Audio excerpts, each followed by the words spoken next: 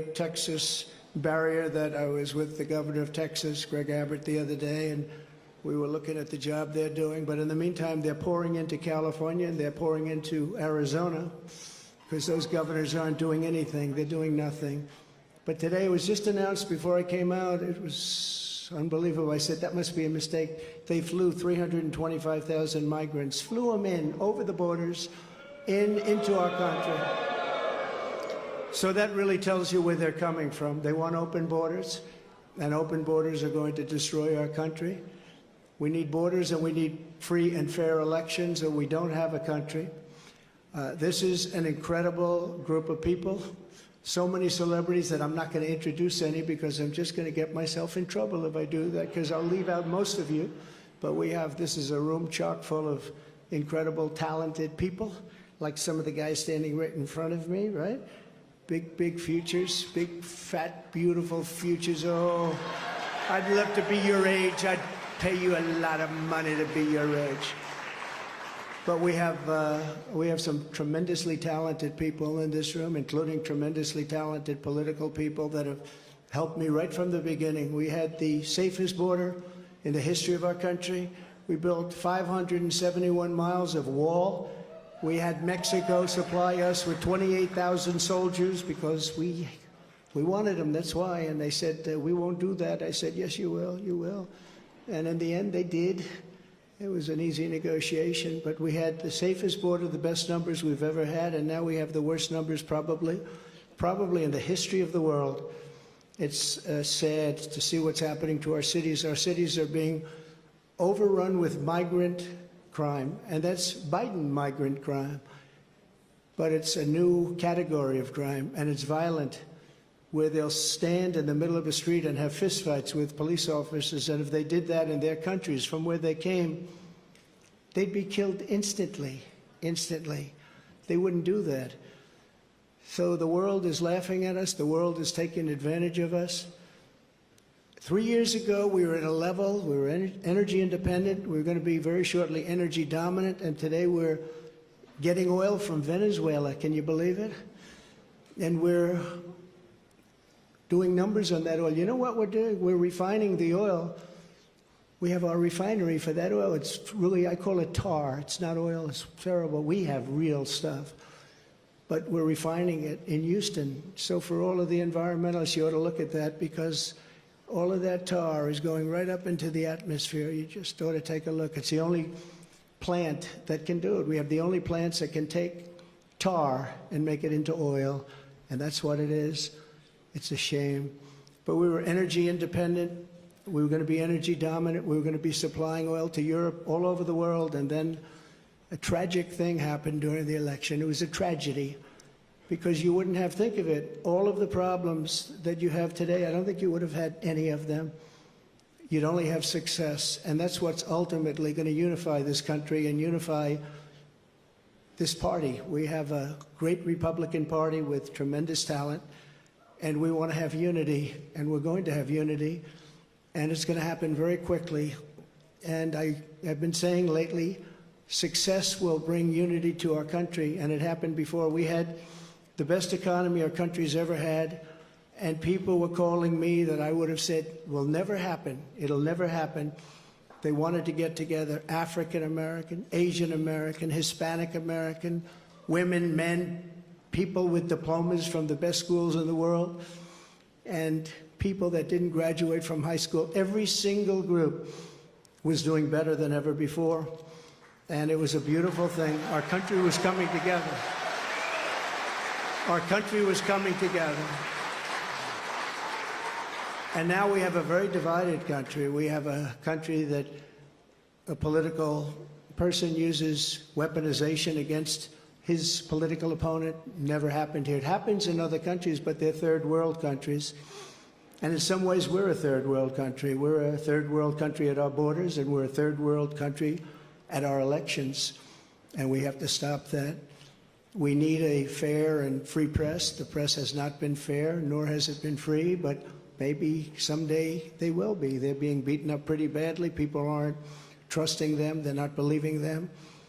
And really, it's a very important factor. The press used to be the policeman It used to police our country.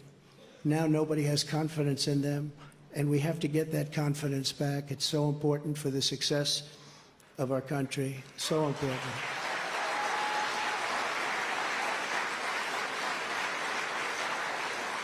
So this has been a day that we've been waiting for. I want to thank my family for being here. It's a great family. I have a great family.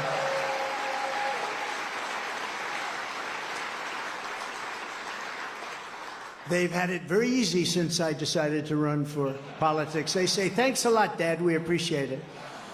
But they're strong and they're very capable people, and they love the country. They really do love the country, and we appreciate it. And I want to thank everybody at my staff. Susie, Chris, incredible job. Incredible job you're doing.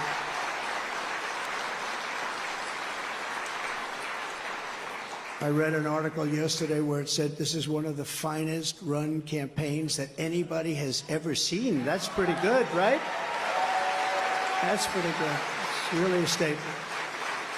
And we have no choice, because November 5th, it's right around the corner, November 5th is going to go down as the single most important day in the history of our country.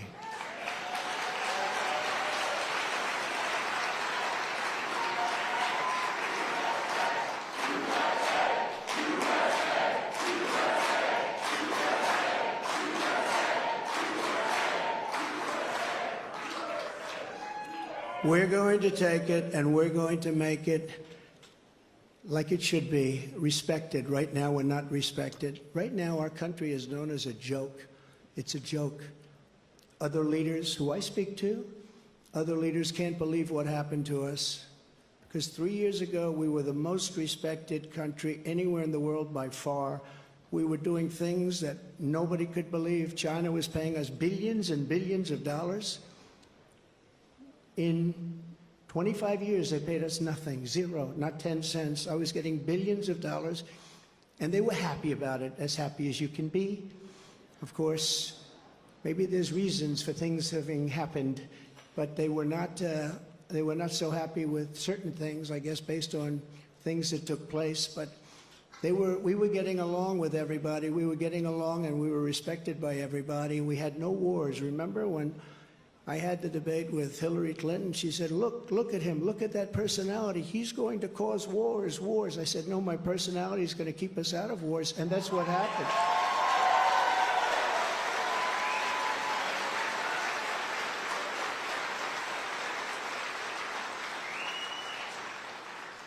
For 20 years, they were fighting ISIS. I defeated ISIS in 4 weeks. I got rid of ISIS 100%. 100% of the ISIS caliphate. And we had no wars, and we stopped wars. We weren't getting along with a lot of countries. All of a sudden, North Korea, which is a serious nuclear power, but North Korea came along. Kim Jong-un, we got along very well. We got along very well with China until COVID. That was a little bit too much, as far as I was concerned. That was too much. Couldn't take that one. But we made a trade deal with China that I don't even talk about. $50 billion a year in product they bought from our farmers, our manufacturers. They used to buy 10. I got 50, and it was great. But COVID, I don't even talk about that, because COVID was such a horrible thing. It started in the Wuhan labs, just as I said, the Wuhan labs. And it came out, I believe, through incompetence. I believe it was incompetence. Some people think it wasn't, but I believe it was. But regardless, it caused $60 trillion worth of damage and death all over the world, all over the world. And we did a fantastic job on that. We never got credit for that. Unbelievable job on that. We came up with things that nobody thought was possible. Don't forget, when it came in, nobody had an idea what it was. They didn't even use the word pandemic. Nobody had an idea. But we did a fantastic job. And we got a lot of credit for the economy, a lot of credit for our foreign policy. I think credit like nobody, very few people have gotten. And the press was very honest about it. They give us very high marks on foreign policy, the Abraham Accords, so many different things we did. But we never got the kind of due that we should have for the COVID, or as I call it affectionately, the Chinese virus, the China virus, which is a much more accurate term. And despite that, the stock market, when we turned it over, the stock market was higher than it was prior to COVID coming in. It was an amazing thing. We did an amazing job, and we have so many people that worked on that, so many of the doctors, so many of the scientists that worked with us on that. It was really, really something. But there's never been an administration that had more success in so many different elements. We got the largest tax cuts in history. We have the largest regulation cuts in history. We rebuilt our military. And what happened, we rebuilt our entire military, and beautiful. We had jet fighters that were 53 years old, and we had all brand new jet fighters. And then after this other group of people that didn't know what they were doing, they took over, and we had that horrible surrender in Afghanistan. I call it a surrender. We took the soldiers out first. You know, I dealt with the leaders of the Taliban in Afghanistan. They were the ones that were causing the trouble. The press was very angry because they said, "Why are you calling them?" I said, "Because that's where the problem is." I say oftentimes, they asked Jesse James, "Jesse, why do you rob banks?" He said, "Because that's where the money is." And I said, that's where the problem is with the Taliban. And I spoke to Abdul. He's still the leader. Believe it or not, he's really the leader of Afghanistan, but he's the leader of the Taliban, a rough group. I say, don't ever shoot our soldiers again. Don't ever do it. Very interesting what happened is that, we were having, during the Obama administration, previously, they were shooting a lot of our soldiers, and I let them know. I said, don't ever, ever let that happen. I said in a rather nasty fashion. We don't have to go into it tonight. For 18 months, we lost nobody in Afghanistan, and then we had that horrible, horrible withdrawal where we lost 13 soldiers, 38 horribly wounded, left Americans behind. You know, you have Americans right now still behind. Call them hostages if you like. It was a terrible moment. We left $85 billion worth of brand new, beautiful equipment behind, jets and tanks and everything you could think of, goggles, night goggles. They didn't used to fight. They're good fighters. They didn't used to fight at night, but now they do because they have goggles. They have better goggles than we have. So I just want to tell you that led to a lot of bad things, and now the worst things are happening.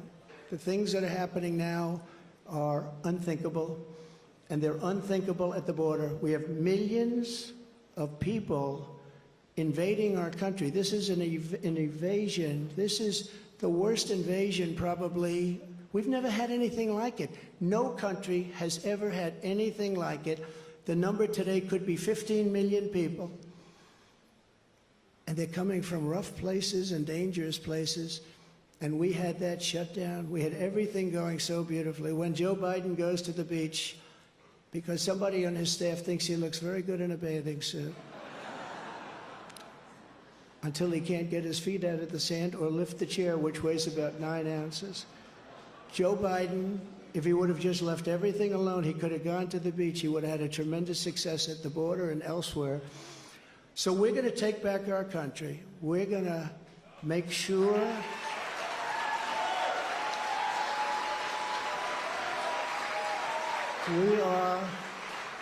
we are going to do it right. We're going to have the greatest economy ever in the history of our country. We're going to top what we did. We're going to become an energy center of the world. We were ready to become energy dominant, and they stopped that. They stopped that. But we're going to become energy dominant. We're going to pay off debt. We're going to do things that nobody thought was possible. You know, we hadn't done our second phase of the tax cuts. When we did the tax cuts, the Democrats fought us very hard. And now they say, well, I guess that was pretty good because we took in much more revenues after we cut taxes. And then we did all of those regulation cuts, and people were working, and everybody was happy, and we were all proud of our country. But we're going to win this election because we have no choice. If we lose the election, we're not going to have a country left.